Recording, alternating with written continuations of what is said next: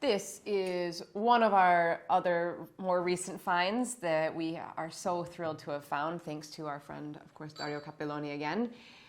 We are in the center of Sardinia, so this is the island off the west coast of Italy, just south of Corsica.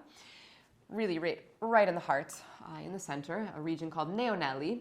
And Omestica actually gets its name from a small locality or a local spot in the Canales. Some of you might know from the other wine club shipments, a wine called Canales. And there's a valley where you find this particular space here. These guys from Neoneli, I don't even know how you could say any. I could talk for hours about them. They are just some of the most cool people ever. Young, super, they study, they're curious, they drink everything they can. I think even, if I remember correctly, Samuel was telling us that he was even doing all these wine classes and sommelier classes because they care. They put so much behind what they're doing. They only started bottling wine, I think about 3, maybe now around 4 years ago. It's not a normal tradition to bottle wine in Sardinia. Even, like I said before, Mario Soldati speaks about this quite often when he's speaking about Sardinia in Vino al Vino. Most of it's just bulk wine, and so you never really will see it in the export market. But these guys in Neoneli are doing something beyond incredible. They're recovering a lot of the vineyards are 70, 80 plus years old, and they were saving them because at some point, we even walked into the property of a next door neighbor to one of their vineyards, and he said, we really want to recover these vines because they're on the verge of, at some point they die and they're dead.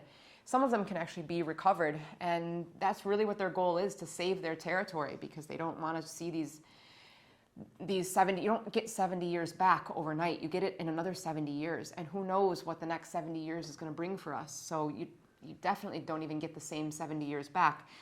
But this is a wine coming from 100% Cananao.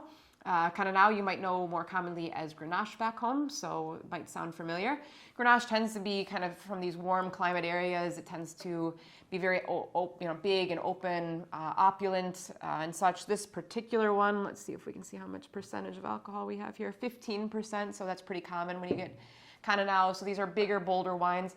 Some of these wines you can probably the Cananaos you can drink without having too much food around, but I would say always best and safest and smartest to have some food around. Again, we're at a big red here, so this is not a wine for fish, and that's very common in Sardinia, that you have a lot of animals around. Everyone went inland to avoid the malaria around the coast, and so more of their farming in terms of animals and training of animals is done instead of fishing. So yeah, if you have a nice big piece of lamb, some sheep, any type of kind of gamier flavors, this will be the perfect pairing for it. And what else to say? Oh? The what? The what? What they cook there, their typical dish, the porcetto. The porchetta? Porcetto. Porcetto. Sì, when the little baby. Yeah. So Julia's telling me from behind the camera that I'm supposed to tell you about the famous dish that they would prepare with. Being a vegan for a year and a half, now I eat some meat, but it's very hard for me to say this on camera. But yes, literally, they showed up. If you want the perfect pairing for it, it's like a porcheddu. I don't even know the exact pronunciation of it, but it's like basically they take in comes this, like, you could still feel it. It was still warm, but.